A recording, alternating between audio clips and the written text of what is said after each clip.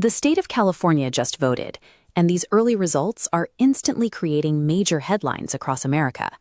Top candidates are already throwing parties and riding high on massive celebratory leads, based entirely on those first few hours of counting. But those victory speeches are premature. Several of these key races remain completely uncallable. The stark reality is that the final official outcome of who actually won will remain a mystery for days, leaving voters and politicians waiting in limbo. Why exactly does the most populous and complex state in the country take so long to count its votes? These first returns act as a placeholder. The early numbers often present a skewed picture, because they represent only the first stage of a multi-part counting process. The math starts with geography and scale. California holds more residents than any other state in the country. Within those borders, tens of millions of people are eligible to cast a ballot in the 2026 election.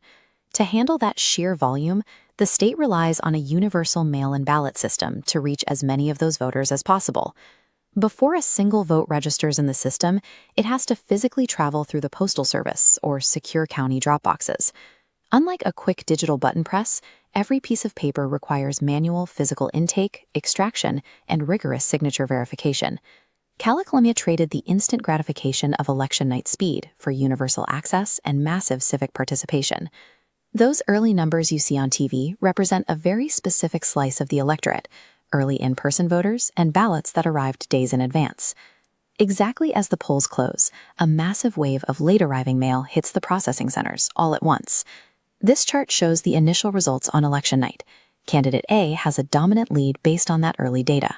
But as workers process late-arriving mail, candidate B's total rapidly rises, erasing the gap.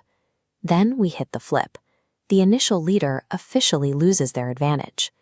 California law dictates that ballots postmarked on Election Day can arrive days later and still be perfectly valid, stretching this counting timeline even further. The final result reflects the complete map of voters, incorporating the millions who use the mail system at the very last minute.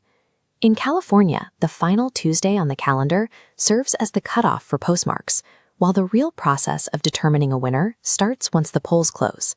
A days-long wait protects the integrity of millions of physical votes, ensuring every valid voice is counted accurately. In the current 2026 California races, the margins between top candidates are incredibly tight.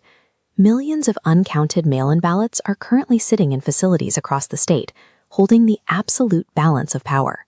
The ultimate winner remains a total mystery. Follow along as the final votes are verified, and reality slowly overtakes the initial numbers.